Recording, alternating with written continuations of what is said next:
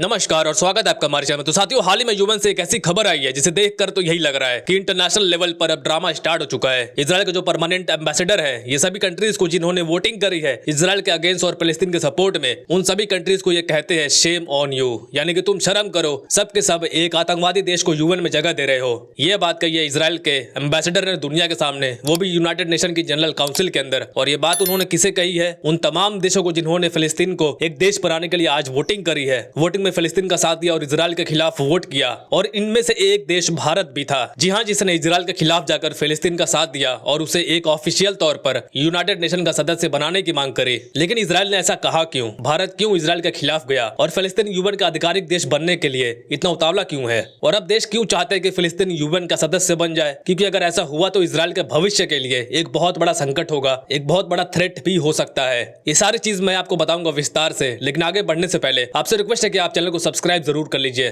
दरअसल हुआ यह कि आज यूनाइटेड नेशन की जनरल काउंसिल के अंदर एक प्रस्ताव लाया गया कि फिलिस्तीन को यूएन का एक फुल मेंबर का दर्जा दिया जाए। जिस तरीके से भारत है, चीन है, अमेरिका है और इसके अलावा दुनिया के जो बाकी 190 देश हैं, सब यूएन के एक फुल मेंबर हैं, लेकिन फिलिस्तीन के पास यूएन की कोई भी फुल मेंबरशिप नहीं है और ये चाहते हैं कि इन्हें भी मेंबरशिप दी जाए। इसी को लेकर आज प्रस्ताव लाया गया था और प्रस्ताव के पक्ष में लगभग पूरी दुनिया ने वोट दिया। और दुनिया के सिर्फ 9 देश इस प्रस्ताव के खिलाफ वोट करे, जिसमें अमेरिका और इजराइल के अलावा कुछ छोटे मोटे आइलैंड देश थे। बाकी पूरी दुनिया ने इस प्रस्ताव के पक्ष में वोट दिया है कि फिलिस्तीन को यूएन की फुल मेंबरशिप दी जाए। और वोटिंग के ये नतीजे देखकर इजराइल इतना ज्यादा भड़क गया कि इजराइल के एम्बेसडर ने यूएन में खड़े होकर उन तमाम देशों को शेम ऑन यू कहा जिन्होंने इजराइल के खिलाफ वोट किया। और आगे इन्होंने कहा कि उन तमाम देशों को शर्म आनी चाहिए जिन्होंने आज फिलिस्तीन के पक्ष में वोट किया है, क्योंकि आपने यूएन के चार्टर का उल्लंघन किया है। फिलिस्तीन एक टेररिस्ट कंट्री है और आप उसे एक फुल मेंबर बनाने की मांग कर रहे हैं। लेकिन सवाल यह है कि फिलिस्तीन को फुल मेंबर बनाने पर अमेरिका और इजराइल को इतना ऐतराज क्यों है? क्योंकि दुनिया के 193 देश यूएन के मेंबर हैं और यूएन के पास ऐसे कोई ताकत भी नहीं है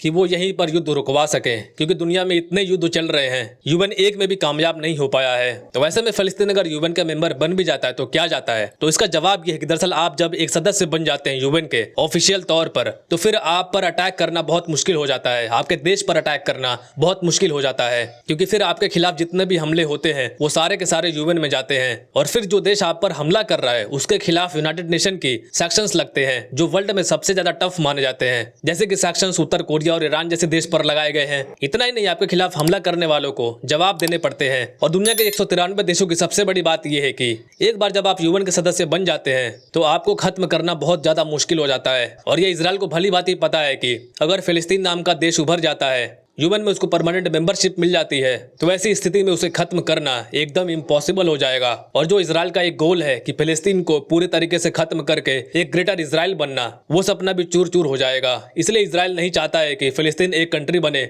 लेकिन इजराइल के चाहने या ना चाहने से कुछ भी नहीं होने वाला, क्योंकि ये सब कुछ डिसाइड किया जाएगा अमेरिका के वोट से। जी हाँ, अमेरिका के पास यूएन में वीटो पावर है और इस बार भी अमेरिका वीटो पावर का इस्तेमाल करके इस वोटिंग को खारिज करवा दिया है। लेकिन दिन पर दिन अमेरिका पर दबाव बढ़ता जा रहा है, क्योंकि जिस तरीके से हजारों नागरिक मारे गए हैं गाजा के अंदर, उसके बाद अमेरिका पर प्रेशर और भी ज्यादा बढ़ चुका है। इसलिए फ्यूचर में संभावना यही दिख रही है कि अमेरिका इस वोटिंग से हट जाएगा और फिलिस्तीन को यूएन का फुल मेंबरशिप बना लिया जाएगा। तो दोस्तों, ये थी आज की अपडेट। इन्फॉर्मेशन पसंद है तो लाइक और सब्सक्राइब जरूर करिएगा। Thank you very much for listening. See you in the next video.